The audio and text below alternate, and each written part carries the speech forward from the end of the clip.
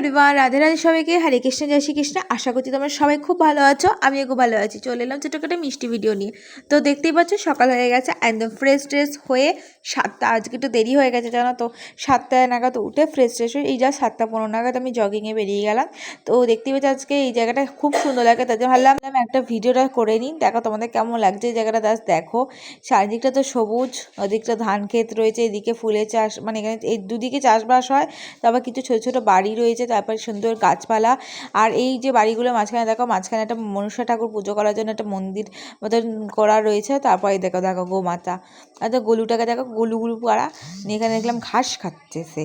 তো ওই কারণে দেখতে দেখতে চলে যাচ্ছিলাম যে হাঁটতে। আর ওই যে দেখতেই পাচ্ছ ওইখানে যে লাল রং জায়গাটা দেখছো, ওখানেই পুজো হয়। তো যাই হোক, এখন একটুখানি হাঁটাহাঁটি করার পর তারপর বাড়ি ফিরবো তাড়াতাড়ি।